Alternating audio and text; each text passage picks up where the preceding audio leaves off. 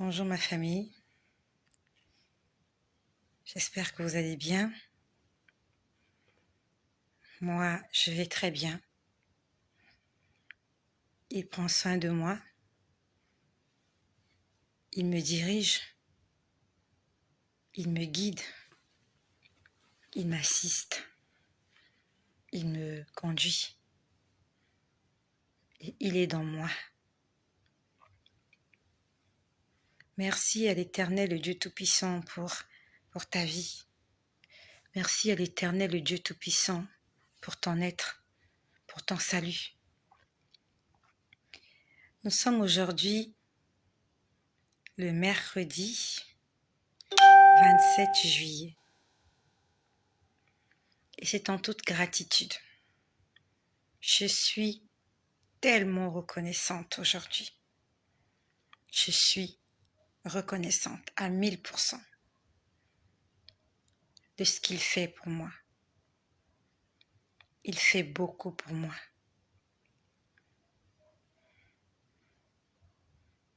Je vais te raconter ce que j'ai vécu. Je vais te raconter ce que j'ai vécu. Je ne sais pas ce que tu penses, mais moi je pense que Jésus-Christ est digne de louange. Je pense que Jésus-Christ est digne d'adoration. Il le mérite. Il le mérite vraiment. Bonsoir à toutes les personnes qui sont là. Je suis désolée. Aujourd'hui, je ne pourrai pas faire de dédicace parce qu'il faut que je parle ce soir. Lorsque je fais des dédicaces, ça va dans tous les sens. Bonsoir à vous tous. Je sais que vous êtes là et merci de partager. Je suis venue dire au monde entier et j'aimerais compter sur toi afin de m'aider à propager cette bonne nouvelle dans le monde entier, à toute la francophonie, dans tous les pays où on parle français, dans tous les pays où on peut comprendre mon expression. J'aimerais que ce message arrive jusqu'aux extrémités de la terre. Et je compte sur toi, s'il te plaît. Ton cœur bat, tu as le mouvement et l'être. Je t'invite là où tu te trouves. Dis merci au Seigneur. Merci à Jésus. Tu n'as aucune idée de ce qui se passe de l'autre côté du rideau. Et comme tu n'as aucune idée, c'est pas la peine de savoir. Sois juste reconnaissant. Est-ce qu'il y a quelqu'un ce soir qui peut dire merci à Jésus pour la vie, pour le salut, pour tout ce qu'il... Même s'il y a des choses,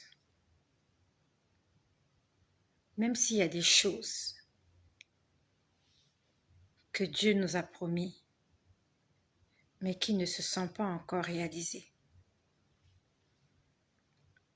que cela ne t'empêche pas de lui dire merci, que cela ne t'empêche pas de l'adorer. Il mérite. Jésus-Christ mérite. Il le mérite vraiment. S'il te plaît, là où tu te trouves, dis-le à haute voix. Dis merci Jésus pour tout ce que tu m'as donné. Dis-lui merci. I beg you. Je t'en supplie. Dis merci à Jésus. Pour ceux qui sont connectés, pour ceux qui sont abonnés, je vous dis au jour le jour comment se passent mes journées, comment Dieu travaille avec moi. Je ne vous cache rien. Ce matin, je me suis réveillée à 1h. afin de communiquer les versets bibliques à toutes les personnes qui sont en jeûne comme moi. Aujourd'hui, c'est notre 2e jour. Et demain, ça sera le 3e jour. Et nous allons arrêter demain. Par la grâce du Seigneur, je reviendrai tout à l'heure vous communiquer les versets bibliques que nous allons lire demain. Vous êtes nombreux, vous m'avez écrit. Je ne vous ai pas encore répondu, j'en suis consciente. Je suis en train de faire des efforts. Et n'attends pas que je te réponde pour que tu te mettes à prier au sujet du problème que tu es en train de traverser. N'attends pas ma réponse. N'attends pas que je me manifeste pour que tu te lèves. N'attends pas que je me manifeste pour que tu te lèves. Là où tu te trouves, tu as des problèmes, tout le monde a des problèmes. La Bible nous dit, invoquez. Invoquez-moi et je vous répondrai. Entre dans ce programme de jeûne. Prie. Lis ta Bible. Invoque Dieu et il va te répondre. N'attends pas que je réponde à tes problèmes. Je ne suis pas Dieu. Vous êtes des milliers à m'écrire. Je ne peux pas répondre à tout le monde le même jour. C'est pas la peine de te décourager parce que je t'ai pas répondu. Il y a un Dieu qui est tout puissant, qui est omnipotent, Moi, je ne suis pas Dieu. Je ne suis pas omnipotent. Je ne suis pas omniprésente. Je ne suis pas omniscient. C'est comme quelqu'un qui est malade. Il est tombé malade un jour férié ou bien dans la nuit. Aucun médecin n'est disponible. Il n'y a pas de réseau de téléphone. Donc tu vas accepter de mourir parce qu'il n'y a pas de médecin? Commence avec les premiers soins à domicile. Si tu as de l'aspirine, si tu as de la nivaquine, je ne sais pas si ça existe toujours, si tu as de la bétadine, si tu as je ne sais pas quoi chez toi, commence avec ça avant d'aller à l'hôpital. Donc c'est parce qu'il n'y a pas d'électricité, il n'y a pas de téléphone, il n'y a rien du tout que tu vas rester là, attendre. Utilise ce que tu as déjà autour de toi. Si l'enfant fait de la fièvre, commence déjà à le refroidir. Enlève-lui les vêtements. Essaie de baisser sa température. Va le plonger dans l'eau pour baisser la fièvre. Tu vas attendre 6 heures du matin, te réveiller, chercher un taxi, courir. Mais entre minuit et 6 heures, beaucoup de choses peuvent se passer. Donc si je ne t'ai pas répondu, mon ami, c'est pas la peine de te fâcher contre moi. C'est pas la peine de m'insulter. Même lorsqu'on va au supermarché, on fait la queue. Même lorsqu'on va à l'hôpital, on fait la queue. Même quand on prend l'avion, on fait la queue. À chacun son tour. En attendant ton tour, tu ne te croises pas les bras. Tu pries, il s'agit de ton problème. Il s'agit de ta vie. Quand je t'invite à jeûner, tu ne jeûnes pas. Tu ne veux rien faire. Tu ne veux pas prier. Tu ne veux pas lire la Bible. Tu ne veux pas jeûner. Et tu veux qu'on reste là à prophétiser sur toi. Qui t'a dit que parce qu'on va prophétiser sur toi, que ça va arriver? Qui te l'a menti? Qui t'a menti comme ça? Parce qu'on a prophétisé sur toi, c'est bon, tu connais que tu vas te marier, ainsi de suite, tu te croises les bras. Oh, c'est pas comme ça. C'est comme à un enfant. On lui dit tu réussiras, mais il y a des choses qu'il doit faire pour réussir. Le parent s'investit, il te met à l'école, il te paye les fournitures scolaires. Tous les matins, il te réveille. C'est pour que tu réussisses. Mais si tu ne vas pas à l'école, tu ne lis pas tes leçons, je suis désolée. Malgré la grande école dans laquelle tu fréquentes, malgré tous les moyens qui ont été mis en jeu, si toi-même en tant qu'enfant, en tant qu'élève, tu ne t'investis pas, tu n'auras jamais ton diplôme. Tu n'auras jamais ton examen. Tu dois prendre ta vie en main. Tu dois te lever. C'est pas la peine de crier, pleurer toute la journée. Ça ne va pas, ça ne marche pas, je suis bloqué, ça ne va pas. Non mais ça ne va pas, il faut que tu pries. Il faut que tu te lèves. Il faut que tu fasses quelque chose. Parce que les autres aussi, ils ont des problèmes à régler. Et il n'y a personne sur cette terre à part toi qui connaît mieux ton problème que toi. Tu connais ton problème. Et Dieu connaît ton problème. Tu te lèves. Tu vas présenter à Dieu ton problème. La Bible nous dit, faites connaître vos prières à Dieu faites connaître vos besoins à Dieu par des prières et des supplications. On n'a pas dit, faites connaître vos besoins à Dieu en consultant les prophètes. C'est écrit nulle part. On n'a pas dit, faites connaître vos besoins à Dieu en allant rencontrer des pasteurs. Ce n'est écrit nulle part. On a dit, faites connaître vos besoins à Dieu par des prières et des supplications que tu vas adresser à Dieu. Sur cette chaîne, nous apprenons à prier. Je viens ici pour t'exhorter à prier, à jeûner. Et si tu n'as pas envie de le faire, ça veut dire que ta place n'est pas ici. Notre Seigneur Jésus-Christ, tous les matins très tôt, il se levait, il allait à la montagne pour prier. Même avant de choisir ses disciples, la Bible nous dit qu'il avait passé toute la nuit à prier. Il est Dieu. Jésus est Dieu. Et Dieu se réveille le matin.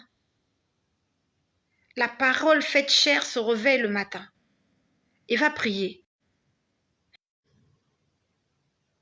Lui qui savait tout. Dieu savait tout. Jésus connaissait tout. Lorsqu'il se présentait devant un homme ou une femme démoniaque, il y avait la manifestation. Mais quand même, il se levait le matin pour prier. Ça veut dire que la prière est importante. Tu as mal au cœur, tu as mal aux pieds, tu as mal au ventre, je ne sais pas là où tu as mal. Prie. Tu n'as même pas essayé de prier. Tu attends que quelqu'un vienne à ton secours. Tu es tombé dans la fosse. Tu es tombé dans un trou. Essaye d'abord de toi-même. Peut-être que tu pourras t'en sortir par toi-même. Avant qu'il y ait des gens là qui entendent comment tu hurles. Commence à essayer de sortir du trou par toi-même. En utilisant les armes que Dieu t'a données. Dieu t'a donné 2 pieds, 2 mains. Commence à escalader le mur. Commence à essayer de t'agripper à quelque chose pour sortir de cet endroit. Tu ne le fais pas. Et tu attends que quelqu'un vienne t'aider. Tu as 2 pieds, tu as 2 mains. Tu ne veux pas travailler. Tu te réveilles tous les matins au lieu d'aller chercher du travail. Tu ne cherches pas du travail. Tu passes ta journée à tourner dans le quartier. Et après, tu te plains que Dieu ne t'aime pas. Et après que tu te plains qu'il y a le chômage, tu te plains qu'il n'y a pas de boulot, est-ce que tu as cherché le boulot? Dieu t'a donné 2 pieds, 2 mains. Tes 2 yeux voient. Tu entends bien, tu parles. Qu'est-ce qui t'empêche d'aller trouver du travail? Tu restes là en train de lier les démons toute la journée. C'est Dieu qui ira chercher le travail pour toi. Il faut que tu te lèves, mon ami. Lève-toi. Peut-être que je ne te répondrai jamais. Peut-être que je n'ai même pas vu ton message. Peut-être que personne ne te répondra. Mais Dieu, il peut te répondre. Est-ce que tu as prié? Je t'invite à jeûner 3 jours. Tu ne jeûnes pas. Même un seul jour, tu ne jeûnes pas. Et tu es là. Tu veux qu'on prophétise sur toi? Qu'on te dise qu'est-ce que tu vas faire demain? Tu peux planifier ta vie toi aussi. Tu peux planifier ta vie. Tu prends un bout de papier, tu écris, tu fais des projets, tu écris ce que tu veux devenir. Et tu fais un effort. Tu te lèves le matin. Tu vas chercher, tu vas toquer. Cherchez, vous trouverez. Toquez, on vous ouvrira. Demandez, on vous donnera. Tu n'as pas cherché, tu n'as pas toqué, tu n'as pas demandé. Et tu es là en train de rêver sur les réseaux sociaux. Tu regardes la vie des autres, la vie des riches, de toutes ces femmes-là qui portent des beaux vêtements. Et toi, tu rêves aussi. Toi, tu rêves aussi de porter ces beaux vêtements-là alors que tu ne travailles pas, tu ne fais aucun effort, tu n'as aucune économie. Ça ne marche pas comme ça. Dieu n'est pas le Dieu des paresseux.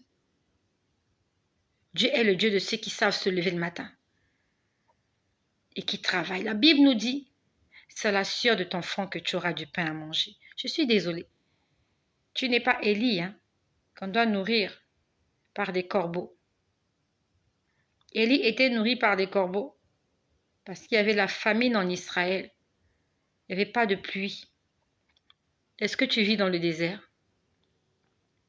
Là où tu es, il n'y a pas d'arbres, il n'y a pas de pluie, il n'y a pas de plantes, il n'y a rien du tout. Raison pour laquelle tu attends les corbeaux qui viennent te donner du pain et de la viande et que tu boives l'eau du torrent, tu vas mourir. Lève-toi, mon ami.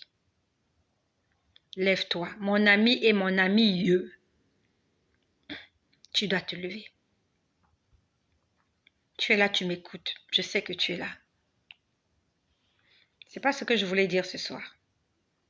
Ce soir, je voulais te dire ce que j'ai vécu ce matin. Le Seigneur veut que je te parle. Tu es paresseux. Tu es paresseuse. Dieu n'aime pas les paresseux. C'est pas en dormant que tu deviendras riche. C'est en travaillant. Utilise ton intelligence, tes 2 pieds, tes 2 mains. Le Seigneur va t'accompagner. Sois béni au nom de Jésus-Christ. J'étais en train de dire tout à l'heure, je me suis réveillée à 1h du matin pour faire la vidéo. Et je n'avais plus sommeil.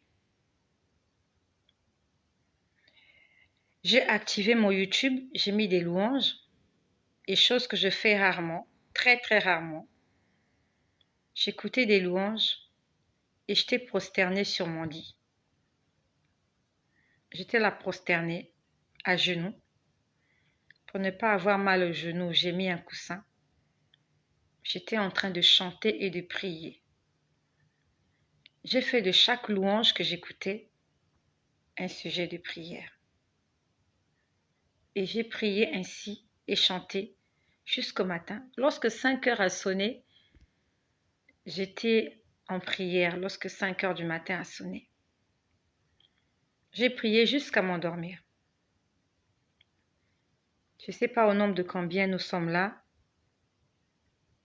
Est-ce que tu peux partager ce lien, s'il te plaît? Partage-le. Si nous sommes 38, ce serait bien qu'on ait 38 partages déjà. S'il te plaît. Quelqu'un doit écouter ce que j'ai à dire aujourd'hui. Quelqu'un doit l'écouter. Merci à toutes les personnes qui sont là. Vous êtes nombreux, vous êtes nombreuses. Je suis désolée, ce soir, je ne pourrai pas lire vos noms. Il faut que je dise ce que j'ai à dire ce soir et j'aimerais que ma vidéo ne soit pas très longue. Lorsque je me suis endormie, nous sommes 38, hein, je vois 41 ici. Je vois 42, mais c'est pas grave. Si on peut avoir déjà 42 partages, je vois 42 personnes ici, nous sommes 42. C'est vrai, j'aurais voulu que nous soyons plus nombreux, mais c'est pas grave. C'est pas grave. Même si nous ne sommes pas nombreux, on peut changer ce monde. Le monde peut changer grâce à 42 personnes. Lorsque les anges allaient détruire la ville de Sodome et Gomorrhe, et lorsque Abraham était en train d'intercéder, ils avaient dit que s'ils avaient trouvé 5 justes, ils n'allaient pas détruire Sodome et Gomorrhe. Pour 5 justes, ils n'auraient pas détruit la ville. Je ne sais pas combien d'habitants il y avait dans cette ville-là. Mais l'ange avait dit, pour 5, je ne détruirai pas la ville.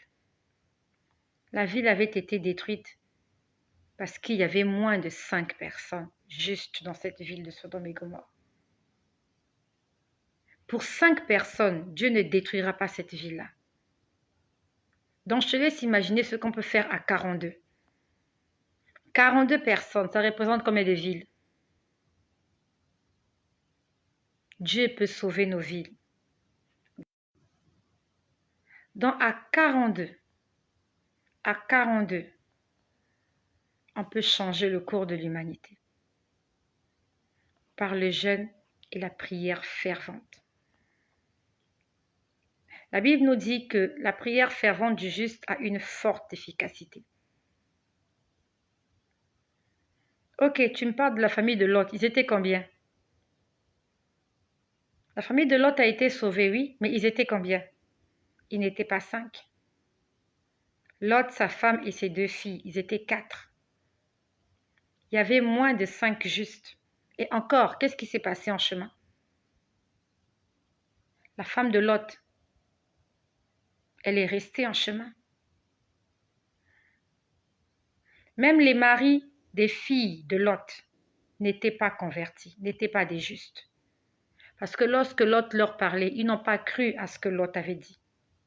Ça veut dire qu'ils n'avaient aucune relation avec le Dieu de l'invisible, avec le Dieu surnaturel. Même la femme de Lot, elle n'était pas affermie. Parce qu'une femme affermie, c'est une femme qui sait écouter la voix de Dieu. C'est une femme qui est obéissante. Lorsque Dieu a dit avance et ne te retourne pas. Si elle connaissait ce Dieu-là, elle ne se serait pas retournée. Lot ne s'est pas retourné. Ses filles ne se sont pas retournées. Pourquoi sa femme s'est retournée? Sur 4 personnes qui sont sorties, il y a 3 qui sont arrivées à domicile. Et qu'est-ce qui est arrivé aux 3? Tu connais la fin de l'histoire. Comment ils ont commis l'inceste avec leur père. Tu sais comment l'histoire se termine? Cette histoire se termine très mal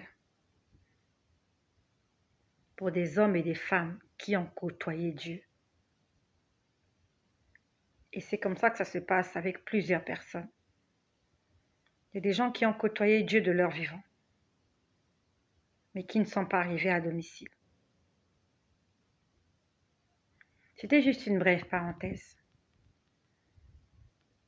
Donc ce matin, j'étais en train d'écouter des louanges. Il était 5 heures du matin. J'écoutais des louanges, je priais. Je me suis endormie. Je m'endors, je fais un songe. Là, je te parle d'un songe. Le songe, c'est le rêve, mais un rêve révélateur. Le songe, c'est un rêve que tu fais où Dieu te montre des choses. Je fais un rêve, nous sommes quelque part, il faisait nuit. On était vraiment quelque part, nous étions nombreux. Et tout le monde dormait sauf moi dans le rêve, dans le songe. Tout le monde dormait sauf moi. J'étais éveillée. Tout le monde dormait. Et moi, j'étais éveillée. Et pendant que j'étais éveillée, je vois 2 personnes arriver. Nous étions comme dans une maison, mais c'était une maison. C'était une maison, mais un peu une maison basse. Quand j'ai une maison basse, c'est comme si c'était dans un petit sous-sol. Et on était là. Nous étions nombreux dans cet endroit. Et tout le monde dormait en fait. Tout le monde dormait. Et moi, au départ, je dormais, mais je me suis réveillée. Et je lève la tête, je vois 2 personnes qui arrivent. Ils sont venus avec des choses en main. C'était des brigands. C'était des voleurs. C'était des cambrioleurs. Ils étaient 2. Là, je te parle de mensonges. Ils étaient bien musclés. Vous voyez le genre de personnes qui travaillent leur corps là. Ceux qui font de l'haltérophilie. Vraiment, vous sentez que ce sont des sportifs. Des gens qui font des arts martiaux. Ils avaient l'air très forts. Ils étaient au nombre de 2. Donc, je lève la tête, je les vois arriver. Ils sont arrivés, ils nous regardaient. Et il y a un qui a même enlevé son t-shirt. En fait, ils étaient prêts, ils avaient des choses en main. À ce moment-là, j'ai commencé à crier. J'ai commencé à dire à ceux qui étaient avec moi, réveillez-vous, réveillez-vous. Regardez, il y a des bandits qui sont là, qui sont venus nous faire mal. Réveillez-vous. J'ai commencé à réveiller les gens qui étaient là où nous étions. Et les gens se sont levés, mais ce n'était pas un réveil rapide et brusque. Les gens se levaient non, avec non. Les gens se levaient, mais en étant fatigués. J'étais en train de dire, je vous ai vu. Je leur disais, je vous ai vu, je vous ai vu. Je leur disais, je vous ai vu, je vous ai vu. J'étais en train de parler aux brigands qui étaient là. Et je réveillais les gens, réveillez-vous, réveillez-vous. Ça, c'est dans le songe. Alors, ce songe a fait combien de temps? Je ne sais pas. Mais c'est vraiment ce de quoi je me rappelle. Et comment je me rappelle de ce songe? C'est parce que lorsque je me réveille, je crois qu'il était 7 heures du matin. 7 heures ou 8 heures. Donc, jusqu'à 5 heures, je ne dormais pas. Puisque jusqu'à 5 heures, j'étais en prière. Donc, je ne sais pas exactement à quelle heure j'ai dormi. Mais aux environs de 8 heures, je me suis réveillée. J'ai fait un tour dans la salle de bain. Je suis allée, je crois, me brosser les dents. Je suis revenue m'allonger. Et j'ai commencé à réfléchir. J'étais en train de dire, qu'est-ce que j'ai rêvé? Qu'est-ce que j'ai rêvé? J'étais en train d'essayer de me rappeler de ce que j'avais rêvé. Parce que je sais que Dieu me parle en songe. Et pendant que j'étais en train d'essayer de me rappeler ce que je rêvais, j'ai pris ma Bible. Je l'ai d'abord lue. Oui, j'ai lu ma Bible. J'ai lu ma Bible. Je me suis allongée pour ne pas être distraite et fatiguée. Mais je ne dormais pas. Je n'étais pas endormie. J'ai commencé à réfléchir. Je disais, Seigneur, qu'est-ce que tu m'as montré cette nuit? Je disais, Seigneur, rappelle-moi ce que tu m'as montré. Et comme un flash, je peux voir cette image où j'étais avec des gens quelque part et il y a 2 voleurs qui devaient venir là pour voler. À ce moment-là, j'ai compris que le voleur, Jean 10, voulait frapper entre 5 heures du matin et 8 heures. Le voleur voulait frapper quelque part, mais le Seigneur l'en a empêché. À ce moment-là, j'ai demandé, Seigneur, éclaircis-moi. Qui est exactement ce voleur? Qu'est-ce qu'il veut voler? Pourquoi je posais la question? C'est pour diriger mes prières. Lorsqu'on prie, on doit bien prier. La Bible nous dit, vous demandez et vous ne recevez pas parce que vous demandez mal. Il faut bien demander. Il faut bien diriger tes prières. Il faut demander au Seigneur de te montrer comment tu dois prier. Et lorsque tu pries bien, tu es exaucé. Et nous avons besoin du Saint-Esprit, le consolateur qui nous conduira dans toute la vérité. C'est lui qui nous annoncera les choses à venir. Il nous expliquera les choses présentes et il nous rappellera des choses passées. Il s'appelle Saint-Esprit. Je lui disais, Seigneur, je veux connaître qui est ce voleur. Qu'est-ce qu'il veut voler? Qui il veut voler? Et pendant que j'étais en train de prier, j'étais allongée. Je me suis dit, si je me mets à genoux, je serai fatiguée, j'aurai mal au dos. Je me suis dit, si je m'assois, à un moment donné, je serai fatiguée. J'ai dit, je voulais être à l'aise. Donc, je me suis allongée. Ce n'est pas un péché de prier allongée. Je suis désolée. Ce n'est pas un péché. Ça peut arriver que tu aies envie de te prosterner, tu te prosternes. Ça peut arriver que tu aies envie de te lever. Ça peut arriver que tu aies envie de t'asseoir. Ça peut arriver aussi que tu aies envie de t'allonger. Tu peux t'allonger. Si tu as mal au dos, tu as mal quelque part, ce n'est pas forcé de rester là, assis ou debout. Prends une position qui t'arrange, afin que lorsque tu te mets à prier, que cette position ne soit pas une occasion de chute pour toi. Que cette occasion ne soit pas une occasion de, je ne sais pas moi, de manque de motivation. Prends la position qui t'arrange. On t'a pas, on t'a pas dit qu'il faut rester là debout toute la nuit en train de prier debout. Non. Si tu trouves que les pieds ne répondent plus, va t'asseoir. Donc que personne ne me dise que prier allongé, c'est un péché. Prier allongé, ce n'est pas un péché. Si tu te sens mal, tu peux prier allongé. Même sur ton lit d'hôpital, tu es allongé, tu fais ta prière, Dieu t'écoute et Dieu t'exauce. Donc j'étais allongée. Je disais, Seigneur, explique-moi ce qui se passe. Je me mets à entendre des gens chanter. Une première chanson, une deuxième, une troisième. Les chansons s'enchaînaient. Quand je dis les chansons, et je peux entendre des chansons tout le temps. Every time, every day, everywhere. I heard the songs. J'écoute les anges chanter. J'entends les anges chanter. Il suffit juste que je reste tranquille. J'entends quelque chose. Je vois quelque chose.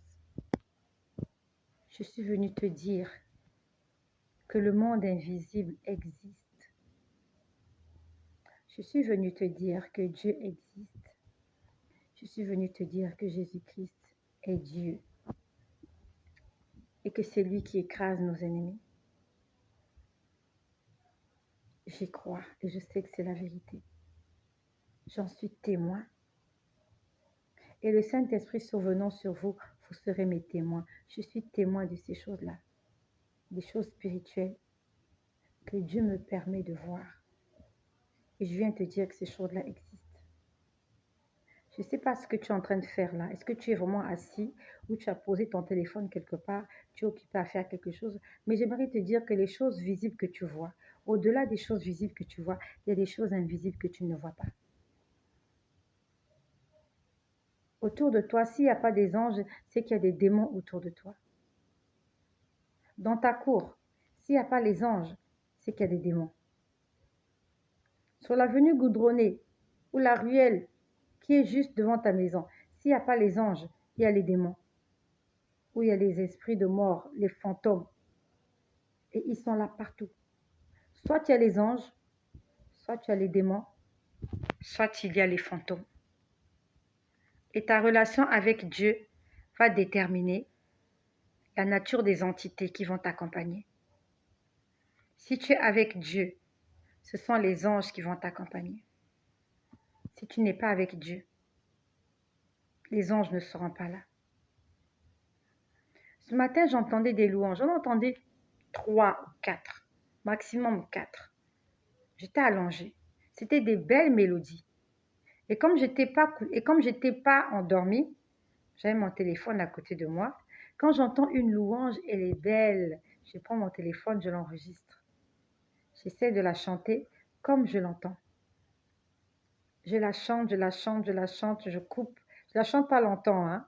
Voilà, j'essaie de répéter comment j'entends les gens chanter. Ils sont en train de dire ceci, voilà, voilà, voilà. Et honnêtement, j'ai oublié les paroles parce que avant que je vienne faire la vidéo, je ne suis pas allée écouter ces mélodies-là. Mais dans les mélodies, en fait, il y avait un message, sauf que j'ai oublié. J'ai vraiment oublié. Je ne suis pas allée écouter. Bon, c'est pas grave. Je me suis dit, il y a quelque chose. Je me suis dit, quand les anges se mettent à chanter comme ça, de façon successive, je me suis dit, il y a quelque chose. Je me suis dit, il y a quelque chose qui se passe. J'étais là allongée. J'ai commencé à entendre des gens parler. Des gens parlaient. Alors, qu'est-ce qu'ils ont dit? Je ne me rappelle pas. Mais c'était vraiment pas intéressant pour moi ce qu'ils disaient. Je ne sais pas qui parlait et je ne sais pas où est-ce que les gens parlaient, mais j'ai entendu le nom d'une femme. J'ai entendu le nom d'une femme. Après, j'ai entendu le nom de quelqu'un d'autre. Après, j'entendais des gens parler. Les gens étaient en train de parler. C'était des gens, sont des humains. J'entendais des hommes, des gens parler. Mais honnêtement, ce qu'ils disaient ne m'intéressait pas parce que ça n'avait vraiment pas de rapport avec quelque chose qui pouvait m'intéresser. Et ça m'arrive souvent. Je peux entendre des choses. Et après, j'entends le diable est là. N'aie pas peur. N'aie pas peur de ce que je vais dire. Ce soir, je suis sous le contrôle du Seigneur. Et au nom de Jésus, je prie que tu sois sous la couverture du Très-Haut. Que ce que je vais te dire ce soir ne puisse pas t'effrayer, mais au contraire, puisse booster ta foi. Ce que je vais te dire ce soir, ce n'est pas pour que tu puisses regarder. Ce n'est pas pour que tu abandonnes la foi. Et bien au contraire, pour que tu t'accroches fermement à Jésus. N'aie pas peur. Cette histoire, c'est la mienne. C'est moi qui l'ai vécue ce matin. C'est pas toi. Moi, je ne fais que t'expliquer ce que j'ai vécu. Et pourquoi je te l'explique? C'est en signe de gratitude de ce que le Seigneur Jésus fait pour moi. L'Éternel est bon. Jésus-Christ est bon. C'est lui qui veille sur moi. C'est lui qui combat à ma place. Les batailles visibles et invisibles.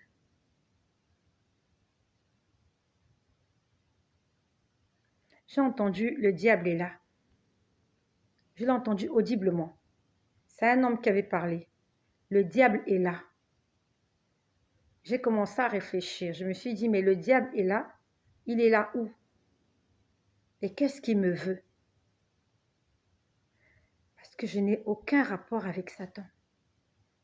Il est des ténèbres. Moi, je suis de la lumière. Lui, il s'est rébellé contre Dieu. Dieu l'a chassé du paradis. C'est pas de ma faute.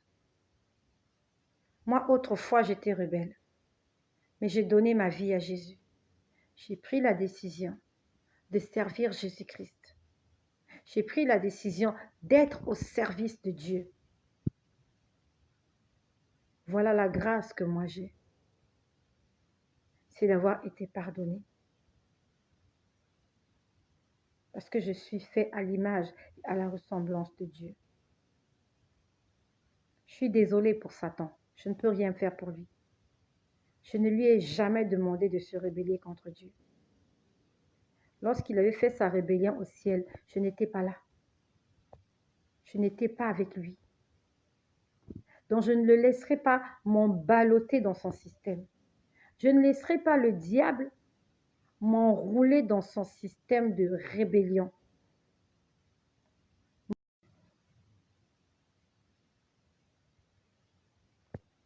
Et je m'accroche à ça. J'ai décidé de suivre Jésus pour toujours. Personne ne me l'a forcé. C'est une décision personnelle. C'est un choix.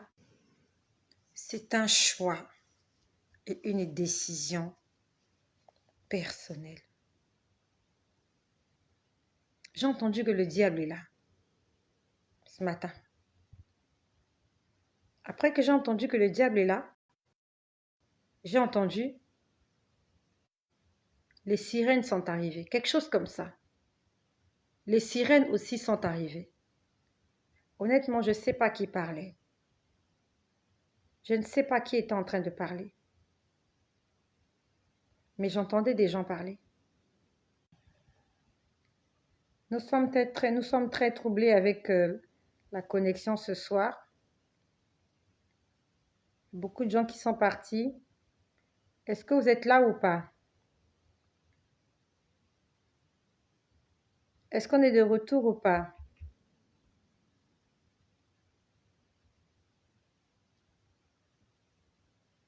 Est-ce qu'on est là ou pas? D'accord. On est de retour. On a des petits problèmes de connexion. On a des petits problèmes de connexion, mais on est là. J'espère qu'on est là, hein. D'accord, ok. Céleste divine, tu es là. Merci. Faut pas aller loin. La connexion, ça va, ça vient, ça va, ça vient. Toutes ces choses-là ne sont pas parfaites. Ce sont des choses faites par l'homme et ce que l'homme fait n'est jamais parfait. Donc, j'espère vraiment que vous avez suivi. Ne sois pas effrayé. Que le Seigneur t'aide. Je ne le dis pas pour que tu sois effrayé. Parce que même moi-même, je ne suis pas effrayée. Je suis juste reconnaissante. Que cela ne t'effraie pas. Mais que cela te prouve l'amour de Dieu pour toi. Il ne faut pas avoir peur. Ces choses-là sont réelles. Ce sont des choses qui existent. Mais il faut juste être reconnaissant. Le matin, quand tu te réveilles, tu dis merci. La journée, tu te promènes, tu fais des choses. Dis merci. Le soir, tu dis merci. Ce matin, quand les enfants sont entrés dans la chambre pour me demander le lait, j'ai dit Seigneur, merci, les enfants se sont réveillés. Parce que j'étais consciente que le monde des ténèbres était en effervescence. Quand j'ai vu les filles dans la chambre ce matin, j'ai dit Seigneur, merci, les enfants se sont réveillés. Seigneur, merci, les enfants se sont réveillés. Parce que ce qui est sûr, c'est que si le diable essaie de te faire du mal, il n'arrive pas à t'atteindre. Il va regarder autour de toi. Quelqu'un à qui faire du mal pour que toi, tu souffres. Si le diable n'arrive pas à faire du mal à une mère, il va prendre son enfant. Regarde comment les lions se comportent dans la savane. Regarde comment les lions se comportent. Ils cherchent toujours le maillon faible. Les lions, les fauves là, les prédateurs, ils veulent toujours tuer le plus faible. Donc ils cherchent les petits et ils cherchent les vieux. Il faut suivre les documentaires. National Geographic Channel. Lorsqu'un lion se pointe quelque part, il regarde le troupeau, il cherche le plus faible. Soit le petit bébé là qui est en train d'allaiter, soit le vieillard qui est fatigué, amorti. Parce qu'il sait que quand il va détaler, ceux qui ont encore la force de la vigueur vont courir très vite. Et c'est ça que le diable utilise pour nous déstabiliser. Si toi tu es fort, le diable va chercher quelqu'un autour de toi qui est faible. Les enfants, ou même ton mari, ou je ne sais pas qui, quelqu'un qui n'est pas affermi. Le diable va braquer ses yeux sur lui pour que toi, tu souffres. Raison pour laquelle dans tes prières, tu dois associer toute ta maison. Prie pour toi, tu pries pour les enfants, tu pries pour tout le monde. Tu demandes au Seigneur de pardonner. Et mieux encore, si vous pouvez prendre du temps dans la prière en famille, ce serait une bonne chose. Mais s'il n'a pas l'occasion, ne prie pas pour toi seul. Quand tu pries, tu dis Seigneur, je te recommande les enfants. Ils sont en train de dormir dans l'autre chambre. Ah, il y a un tel qui n'est pas encore rentré. Seigneur, l'autre là-bas. Seigneur, veille. Seigneur, veille.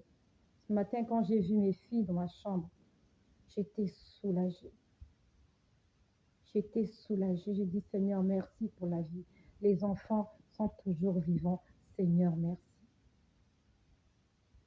Donc, lorsque j'entends le diable est là, je me mets à réfléchir. Je me dis, mais il y a quelque chose. Le diable ne peut pas être là parce que je suis en train d'écouter de la mélodie. Et je sais que lorsqu'il y a de la mélodie, les anges sont là. Et quand les anges sont là, ça signifie que Dieu est là. Parce que la Bible me dit que Dieu siège au milieu de la louange. Donc, dans ma tête, ça allait un peu dans tous les sens. Je ne comprenais pas ce qui se passait. J'ai entendu le nom d'une femme. J'ai entendu le nom de quelqu'un d'autre. Je ne sais pas. C'est un nom, je ne sais pas. Je ne sais pas quel nom c'était. Je n'ai pas noté, je n'ai pas retenu. Il y avait tellement de choses. Mais je sais qu'il se passait quelque chose. Et quand je pose la question, je dis, mais qu'est-ce qui se passe en fait? J'ai entendu, ils sont rangés en bataille. Ils se sont rangés en bataille. Oui, j'ai entendu, ils se sont rangés en bataille. Je dis, mais qui s'est rangé en bataille? Je commençais à entendre trop de choses.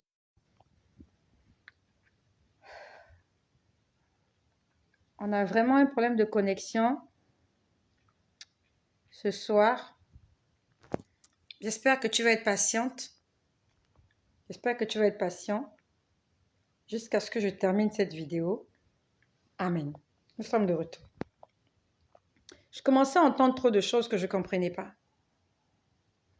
J'ai posé la question au Seigneur, qu'est-ce qui se passe? À ce moment-là, le Seigneur m'a ouvert les yeux.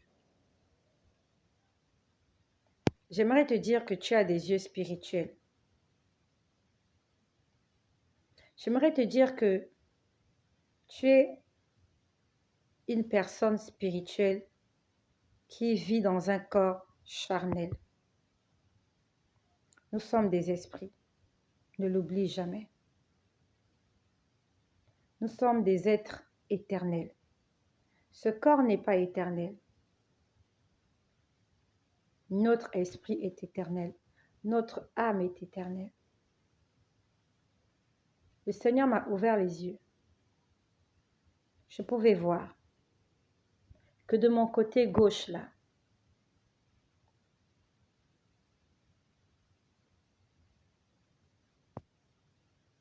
c'est de mon côté gauche là, je pouvais voir une armée. Il y avait une armée. Ils étaient bien rangés. Vous voyez comme dans les films des gladiateurs. Lorsqu'il y a un combat entre deux clans, ils étaient bien rangés, les uns à côté des autres, les uns derrière les autres, comme l'armée chinoise. Quand vous suivez les défilés militaires chinois, vous voyez comment ils sont bien rangés, ils sont carrés. Ils étaient comme ça. Je pouvais voir leurs armes. Ils avaient des flèches. Ils avaient des flèches, ils avaient des lances, ils avaient des arcs. Ils étaient habillés en tenue sombre. Ils étaient suspendus dans les airs. Je pouvais voir à côté d'eux, il y avait comme un chef. Je voyais ça au-delà de mon mur, au-delà de ce que l'homme peut voir, au-delà des yeux naturels. Je pouvais voir ce qui se passe dans le surnaturel. Je pouvais voir ce qui se passe dans l'invisible.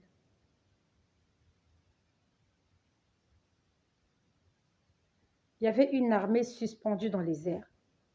Ils étaient combien, je ne sais pas, mais ils étaient nombreux. Serrés les uns contre les autres. J'ai vu ça après que j'ai entendu. Ils sont rangés en bataille, quelque chose comme ça. J'ai entendu, ils sont rangés en bataille. C'est là où j'ai pu les voir. Ils étaient au moins peut-être à 500 mètres de ma maison. Peut-être à 500 mètres, mais en hauteur. Ce n'étaient pas des êtres humains. C'étaient des esprits suspendus dans les airs. Juste dessous d'eux, il y avait des gens qui passaient, il y avait des véhicules qui passaient, qui ne savaient pas que sur leur tête, il y avait une armée des méchants, une armée de démons qui était au-dessus de leur tête. Ils étaient suspendus dans les airs. Et moi, je les voyais. Et je pouvais voir ma maison. J'étais devenue un être spirituel. Ce que je vais te dire ce soir, ça ne doit pas te choquer. Mais ça doit te renforcer. Afin que tu saches que Dieu existe. Et qu'il est le rémunérateur de ceux qui le cherchent. Tu dois être reconnaissant de ce que le Seigneur fait pour toi. Moi, j'ai la grâce de voir ces choses-là. Peut-être que tu ne le vois pas. Peut-être qu'un jour tu le verras. C'est une grâce que Dieu m'a accordée de voir ces choses-là. Je suis venue t'en parler pour te dire premièrement que ces choses-là existent. Et que deuxièmement, nous devons être reconnaissants de toutes les bases. Deuxièmement, nous devons être reconnaissants de ce que Jésus-Christ prend soin de nous. Au-delà des problèmes que tu as, au-delà de tous les problèmes que tu as, ces problèmes ne t'ont pas tué. Au-delà de tous les troubles que tu es en train de traverser, les démons n'ont pas mis la main sur toi. Les démons n'ont pas le pouvoir de te tuer. Satan n'a pas le pouvoir de tuer quelqu'un. C'est Dieu qui donne l'autorisation. Lorsque Dieu retire son souffle, c'est fini, il n'y a plus rien à faire. C'est Dieu qui est responsable de nos vies. Même quand Satan frappe, c'est Dieu qui autorise si Satan doit gagner ou pas. Satan n'a pas la dernière décision. Satan n'a pas le dernier mot. Le dernier mot revient à l'Éternel des armées, le Dieu Tout-Puissant, l'Alpha et l'Oméga, Jésus-Christ de Nazareth. Il y avait une armée là, non loin de chez moi là, ce matin, rangés en bataille. C'est comme ça que j'ai entendu. Ils étaient rangés en bataille. Et sur leur droite, sur leur droite, donc sur ma gauche, il y avait un esprit grand de taille. Apparemment, c'était leur chef. J'ai senti qu'il était supérieur à eux. Mais ce qui est bien, c'est que autour de ma maison, il y avait 2 anges. Je les appelle des anges guerriers. Pourquoi je les appelle des anges guerriers? Ils sont différents des autres. Les anges qu'il y avait ce matin, ils ne s'habillent pas en robe. Ils sont comme des soldats. Ils sont habillés en vêtements romains. Ils sont habillés comme des soldats romains, avec une épée, comme des soldats romains. Comme des soldats romains. Si tu as vu les films de Jésus, là, la façon dont s'habillent les soldats romains, c'est comme ça que ces anges-là s'habillent. Ce sont des anges guerriers. Je les ai vus pour la première fois quelque temps après ma conversion. Au début de ma conversion, je voyais une catégorie d'anges. Je voyais une catégorie d'anges qui m'accompagnaient, qui me parlaient. Mais un matin, c'était un samedi matin, je me rappelle bien. J'ai vu une autre catégorie d'anges. J'ai vu un autre ange. Celui-là, il est gigantesque. Il est énorme. Il est effrayant.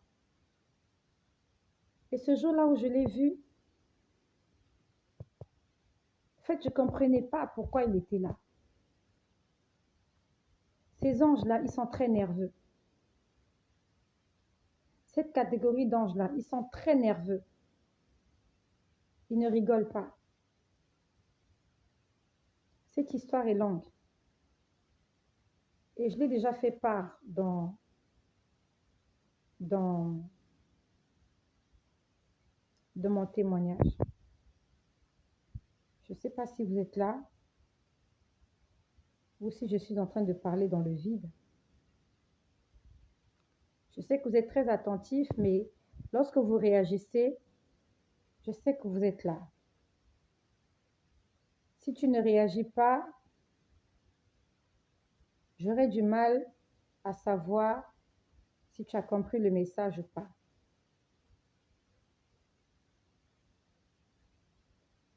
Vous êtes toujours là ou pas? D'accord. Ok. Donc, j'ai dit qu'il y avait 2 anges autour de ma maison.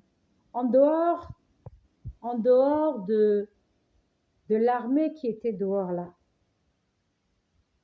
Ils s'étaient rangés en bataille, voilà. Il y avait une armée là. Leur, leur rangement était carré. Quand je dis qu'ils étaient carrés, ils étaient carrés. C'était carré. C'était un bataillon carré, forme carrée. J'espère que tu comprends hein, quand je dis forme carrée. C'était comme dans les défilés militaires là, ils forment des groupes de personnes, sont des carrés, ce n'est pas des rectangles ni des triangles, mais ce sont des carrés, voilà. Je ne sais pas comment je peux dire ça, mais je comprends. D'accord? Je sais que tu comprends. Donc, il y avait 2 anges autour de ma maison. Les anges guerriers, c'est comme ça que je les appelle. Chacun avait une épée.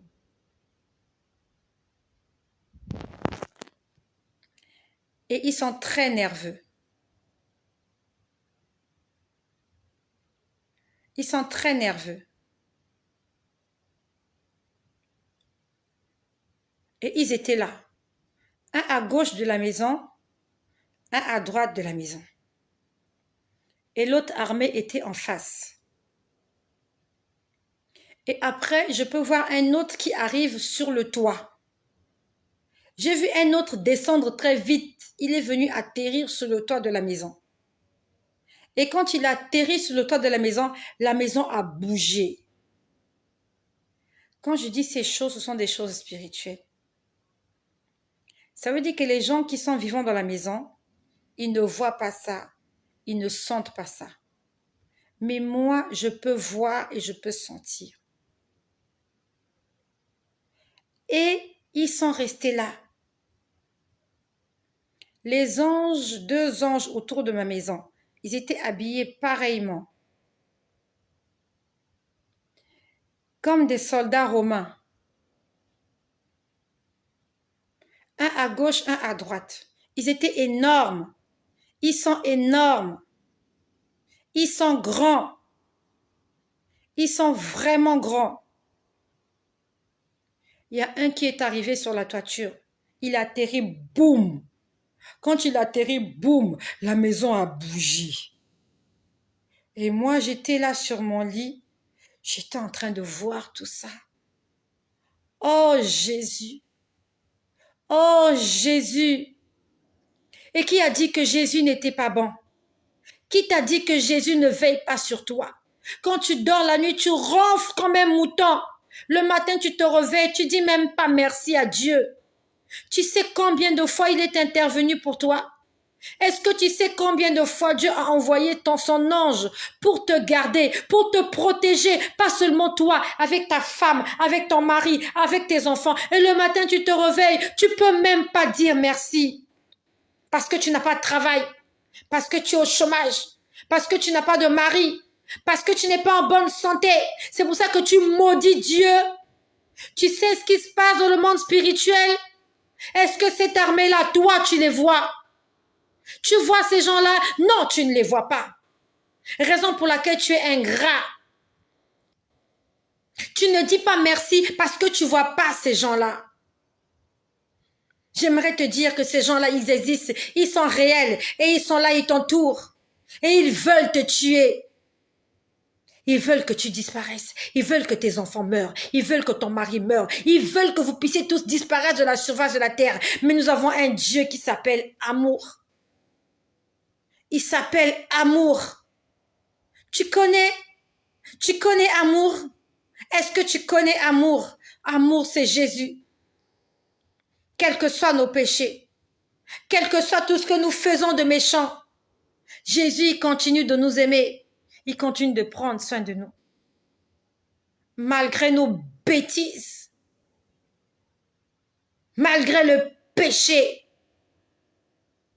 malgré le fait que nous attristons le Saint-Esprit, Jésus, il a pitié de nous. Parce qu'il sait que s'il nous abandonne, nous sommes perdus.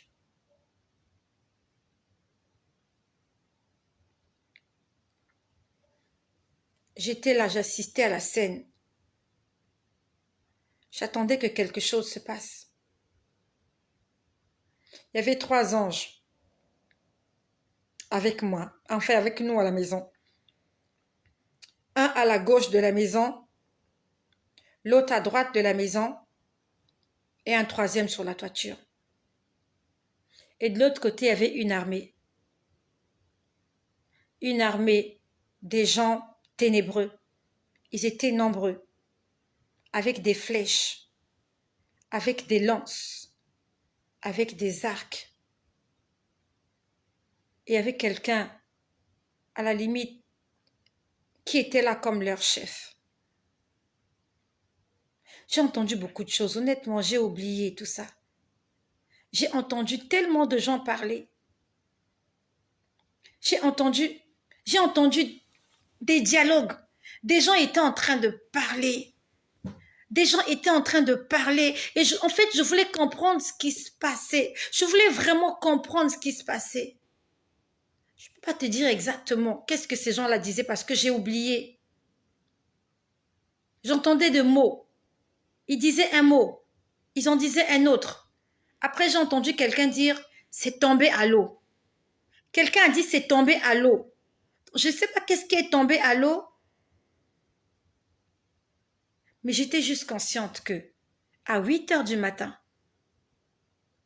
il y avait une armée de démons. Il y avait une armée des méchants qui s'était rangée en bataille pour venir me faire du mal. Ça, au moins, j'étais conscient de ça. Le diable ne viendra pas seulement à minuit. Il était 8 heures. Il était 8 heures ou maximum 9 heures du matin aujourd'hui. Les démons, ils étaient nombreux, avec des flèches, des lances, des arcs, contre une seule personne, contre moi, Estelle. Contre moi. Ils sont venus là, contre moi. Moi seule. Me alone. Une seule personne. Pour tuer une seule personne, ils ont déployé un bataillon. Je te laisse imaginer si le Seigneur Jésus-Christ n'était pas là. Si Jésus-Christ n'était pas là ce matin. Si les anges n'étaient pas là. Est-ce que j'aurais pu parler ce soir? Est-ce que je serais toujours en vie ce soir? Si Jésus n'était pas là, s'il n'avait pas eu pitié de moi. La Bible nous dit l'ange de l'Éternel veille sur ceux qui le craignent afin de les arracher du danger. Cette parole-là, elle est très, très, très vraie. C'est la énième fois que j'assiste à cela. Comment Dieu vient me protéger. Et tu veux que je me taise. Tu veux que je me taise, que je ne parle plus. Tu veux que tes insultes, que tes moqueries puissent me faire taire. Je ne peux pas me taire. Je ne peux pas me taire face à cela. C'est trop grand pour moi. Je ne l'ai pas mérité. Combien de personnes comme ça ont été visitées dans leur maison et la porte était ouverte. Et cette armée-là a envahi la maison et a tué des gens. Chez moi, ils étaient 3. De l'autre côté, ils étaient nombreux. Ils étaient nombreux, rangés en bataille. Un rang carré. Rang, ou je ne sais pas comment je peux appeler ça, mais leur groupement-là, ils étaient rangés, ils formaient une figure géométrique carrée. Puis après, je vois la forêt. Je pouvais voir la forêt. Non seulement je pouvais voir la forêt, je me suis retrouvée dans cette maison. Et quand je te parle de ces choses, ce sont des choses spirituelles. Partage ce message, s'il te plaît. Pas pour effrayer quelqu'un. Mais pour que quelqu'un soit reconnaissant ce soir, il y a quelqu'un qui doit dire merci à Jésus ce soir. Même si tu es malade, même si t'en atteint, même si une flèche t'a atteint, ça ne t'a pas tué. Et dis merci pour cela, parce que ton cœur continue de battre. Envoie ce message à quelqu'un, s'il te plaît. Le monde entier doit entendre parler de Jésus. Le monde entier doit savoir que Jésus-Christ est la solution à tous nos problèmes. Le monde entier doit savoir que c'est Jésus qui veille sur nous, qu'il est notre protection et qui s'appelle amour, qui s'appelle bonté, qui s'appelle fidélité. Mon esprit s'est retrouvé dans la forêt. Je ne sais pas c'était quelle forêt, mais je voyais la forêt. À l'intérieur de la forêt, il y avait une maison inachevée. Il y a beaucoup de forêts sur Terre, hein? Mais il y avait une forêt quelque part. Il y a une forêt quelque part et j'ai vu une maison inachevée. Une maison inachevée. Alors, est-ce qu'elle était achevée ou bien, je ne sais pas, mais je pouvais voir que c'était une maison abandonnée. Voilà, une maison abandonnée dans la forêt. Je voyais que les portes étaient arrachées. Bon, je ne sais pas si les portes existaient ou pas, mais il n'y avait pas de porte. Aux ouvertures, il n'y avait pas de porte. Et aux fenêtres aussi, il n'y avait pas de fenêtre. Et à l'intérieur de cette maison, elle était vraiment abandonnée. Vous sentez comment il y a des débris. Il y a vraiment... C'est une maison dans la forêt. Donc, je te laisse imaginer une maison inhabitée dans la forêt. Et je l'ai vu ce matin. Et je peux voir à l'intérieur de la forêt, non, je peux voir à l'intérieur de cette maison, j'ai vu 3 personnes. J'ai vu 3 personnes. Ces gens-là ne ressemblaient vraiment à rien. À la limite, quand vous les voyez, vous sentez qu'ils sont malheureux. Ils n'ont rien. Ils n'ont rien, ces gens-là. Et il y a un qui donnait des ordres. Donc, je pouvais sentir qu'il y avait quelqu'un qui était en contact entre le champ de bataille, donc là où les gens étaient rangés en bataille, et cette maison-là dans la forêt. Honnêtement, je ne sais pas quelle est cette forêt. Je ne connais pas les gens qui étaient à l'intérieur, ils étaient au nombre de 3. Mais je pouvais comprendre qu'il y avait un lien entre cette maison qu'il y a dans la forêt et les gens qui sont venus m'attaquer. Parce que je pouvais voir quelqu'un comme un éclaireur, hein? Comme un éclaireur.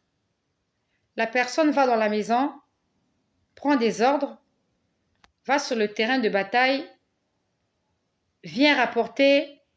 Il y avait quelqu'un qui faisait la navette entre les deux endroits. Et cette personne-là est venue leur annoncer. Et cette personne-là, quand je dis cette personne, bon, il ressemblait à des êtres humains. Quand je dis cette personne, il ressemble à des êtres humains. Mais moi, je les vois en esprit. Donc, je peux voir, il y a un qui faisait la navette et il allait très vite. En fait, ce sont des esprits. Parce qu'un homme ne peut pas se déplacer comme ça, comme j'ai vu cet esprit humain-là se déplacer. Un homme ne peut pas se déplacer comme ça. Il allait très vite. Choup, choup, choup. Et il est venu parler à cet homme-là qui était dans cette maison abandonnée dans la forêt. Il est venu lui dire en fait que le plan n'a pas réussi. Quelque chose comme ça. Alors, il parlait en une langue bizarre. Je ne comprends pas cette langue-là, mais je pouvais comprendre leur dialogue. Il ne parlait pas en français. Il ne parlait pas en ma langue maternelle. Il ne parlait pas en anglais. Il parlait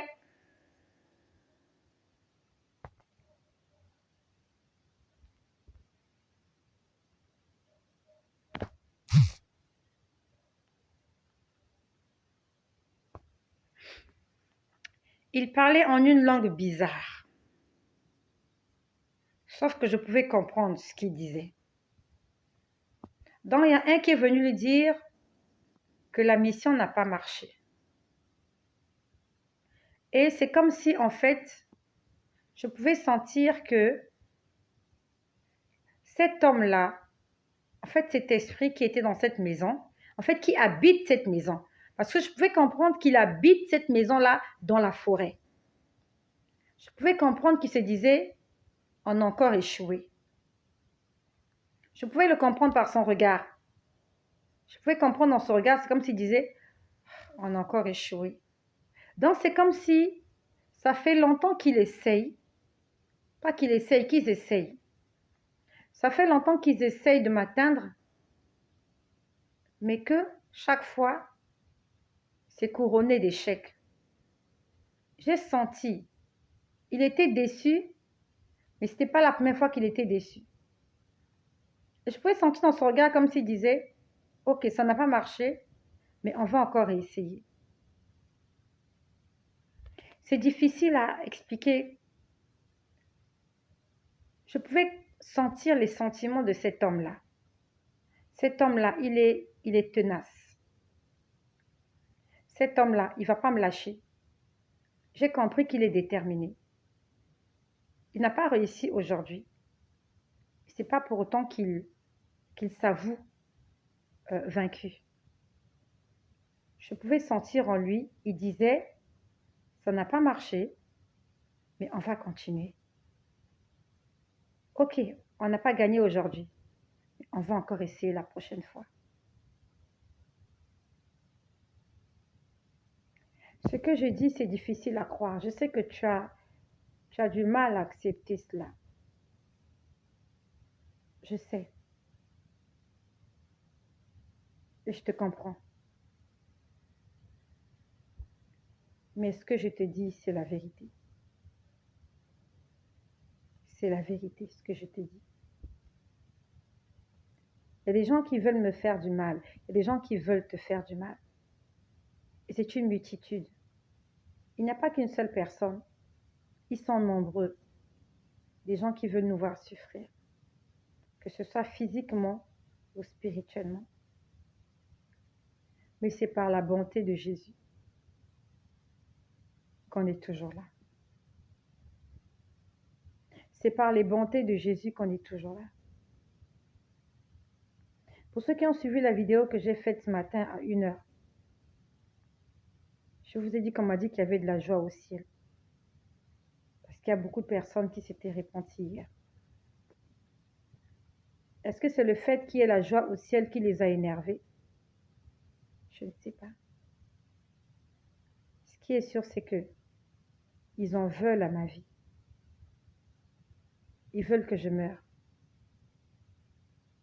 Ils veulent que je me taise. Ils veulent que cette mission s'éteigne.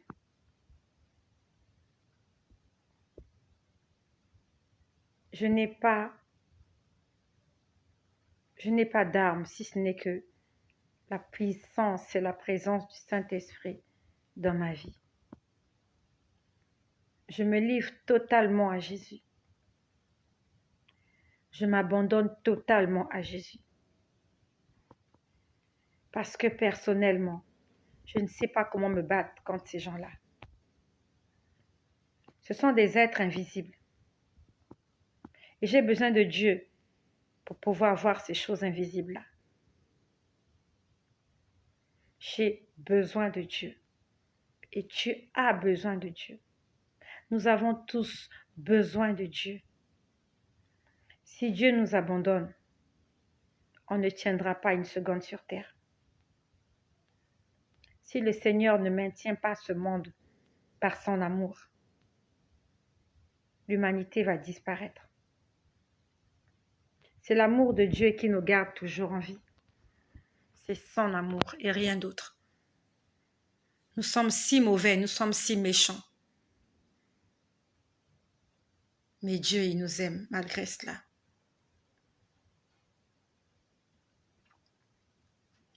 Après, j'ai vu un parent et un enfant entraient dans un supermarché. Ce que je te dis, ce sont des choses spirituelles. J'étais allongée sur mon lit. Mon corps était allongé et je pouvais voyager. Mon esprit pouvait voyager. Ce n'est pas de la sorcellerie. C'est la puissance du Saint-Esprit. C'est le Saint-Esprit qui me permet de faire ces choses-là. De pouvoir me retrouver à un endroit, de voir ce qui se passe, de comprendre ce qui se passe. Je me suis retrouvée dans la forêt, dans cette maison. J'ai entendu des noms. Je ne connais pas ces gens-là. Est-ce que ce sont des noms codés? Je n'en sais rien. Je me suis retrouvée dans leur maison, au milieu de la forêt. Une maison abandonnée. Et ils vivent là. Ces esprits vivent là, dans cette maison abandonnée dans la forêt. Je pouvais voir tout ça. Et après, je vois un supermarché. Ce sont des choses spirituelles que je t'explique. Mon esprit voit un supermarché. Et dans le supermarché, je vois un parent. Je crois que c'était un père. Avec son enfant. Ils sont entrés dans le supermarché. Et le papa avait un téléphone dans la main. Le papa était en train de faire une vidéo. Était en train de faire un direct. Ce que je te dis, ce sont des choses spirituelles. Des choses que je vois en esprit. Que Dieu me permet de voir. Donc, le papa faisait la vidéo dans le supermarché. Donc, il était allé faire des courses avec son enfant. Un enfant de peut-être 8 ans. 8 ou 9 ans. Mais maximum 12 ans. Ils ont dans le supermarché, ils ont pris un caddie. Le papa avait son téléphone dans les mains. Il a lancé un direct. Et il était en train de parler. Et dans le direct, ce papa-là évangélisait sur les réseaux sociaux. Et à un moment donné, l'enfant a voulu apparaître dans la vidéo. Et le papa a dit à l'enfant que tu n'as pas le droit d'apparaître, c'est moi qu'on doit voir. Pendant que je suis en train de parler, le Seigneur est en train de m'enseigner quelque chose. Le papa disait à l'enfant, il ne faut pas qu'on te voie. C'est moi qui dois vous voir. Il disait à l'enfant, s'ils te voient, ils vont essayer de te faire mal pour que moi je souffre. Donc, il disait à l'enfant, en fait, le papa disait à l'enfant, ne sois pas visible dans le live que je suis en train de faire. Et il le faisait pour protéger l'enfant. Il disait à l'enfant, les gens ne doivent pas te voir, même s'ils savent que tu existes, mais c'est moi qu'ils doivent voir. Parce que s'ils te voient, ils voient ton visage, ils vont essayer de te faire mal pour que moi je souffre. Donc le papa faisait tout pour que le visage de l'enfant n'apparaisse pas dans la vidéo. C'est comme ce que je fais avec Kimia quand elle vient. Je ne veux pas que son visage apparaisse sur un live. C'est une façon de la protéger.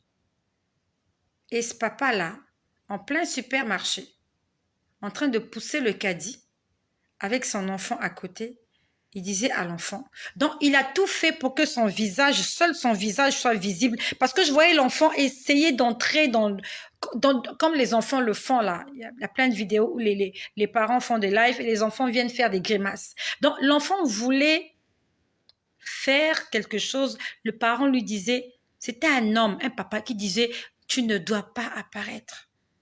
Parce que les gens qui sont là, ce ne sont pas tous des gens bien.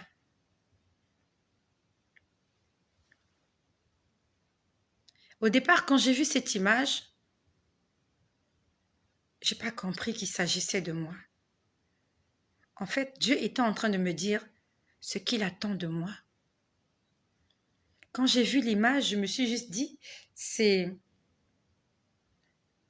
un père avec un enfant au supermarché. Mais après, Dieu m'a expliqué que ce père-là, c'est moi et que cet enfant-là, c'est toi. C'est comme s'il me disait, cache-toi, ne t'affiche pas. C'est moi qui dois être visible. C'est moi qu'on doit voir. Toi, on ne doit pas te voir. Alors, je ne sais pas. Est-ce que j'ai commis une erreur? Que le Seigneur m'aide. Quand il m'a dit, il ne faut pas t'afficher. Moi, je le voyais comme un film. Je le voyais comme un film. Un père entré dans un supermarché avec un enfant et il prend son téléphone, il allume la vidéo, il se met à faire un live dans le supermarché, il parlait à des gens, il évangélisait.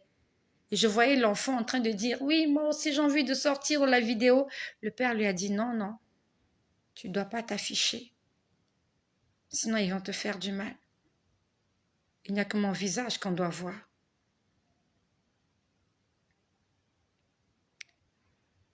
Je sais que par rapport à ça, le Seigneur a envie de m'envoyer un message.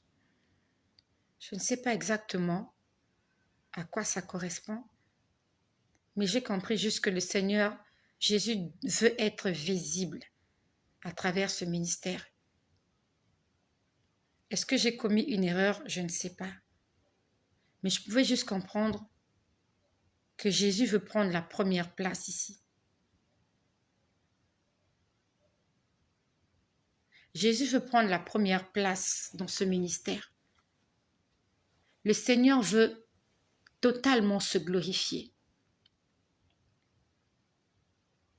Est-ce que c'est pour moi seul qu'il a envoyé ce message ou pour tous les serviteurs et les servantes de Dieu? Non, c'est pour nous tous, c'est pas pour moi-même. Le Seigneur veut être visible dans les ministères qu'il nous a confiés. Ne soyez pas la tête d'affiche. Ne soyons pas la tête d'affiche. Jésus doit être la tête d'affiche. Lorsque tu te présentes quelque part, que ce ne soit pas toi qu'on voit, mais que ce soit Jésus. On doit d'abord présenter Jésus. C'est Jésus-Christ qu'il faut présenter, lui seul. Tes richesses, tes biens, tes réussites, on sait que tu as réussi. On sait que Dieu t'a béni, qu'il t'a donné une belle femme, de beaux enfants. Mais lorsque tu prends à main l'œuvre de Dieu, c'est Dieu qui veut être visible dans ce que nous faisons. Parce qu'il me disait, cache-toi. Le papa disait à l'enfant, il ne faut pas qu'on te voie. On sait que tu es là, mais il ne faut pas qu'on te voie. Jésus-Christ veut être le premier que nous affichons. Alors, je ne sais pas. Est-ce que j'ai commis une erreur? Bien, il est en train de m'avertir.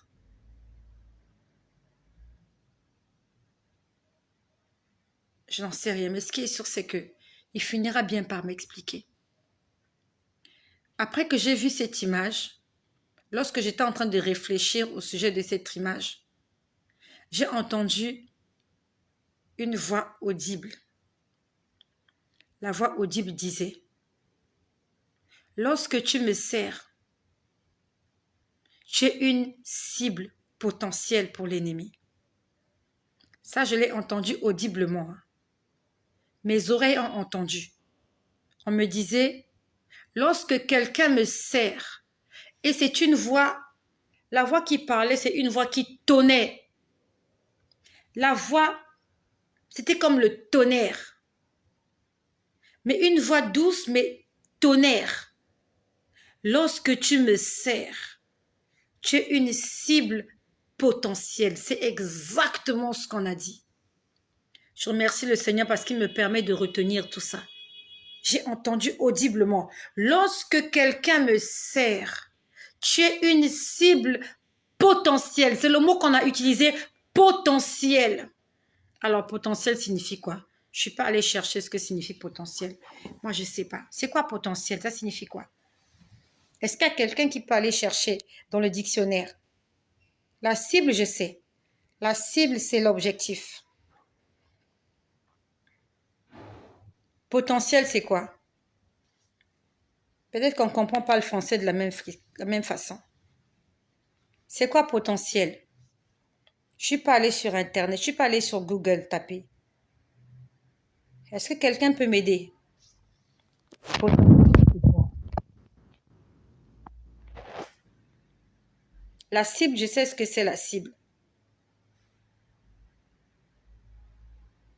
Potentiel, c'est quoi?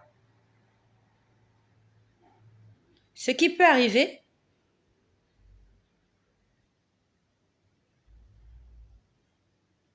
Cible potentielle, c'est-à-dire potentiel, c'est ligne de mire. Potentiel, c'est peut-être probable.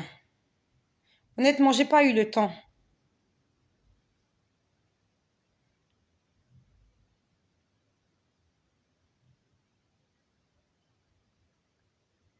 Potentiel, c'est quoi? C'est pas grave. Je vais aller comprendre le sens de potentiel. Je veux le comprendre vraiment en français, quoi. J'ai l'impression de comprendre, mais j'aimerais vraiment comprendre ce que ça signifie.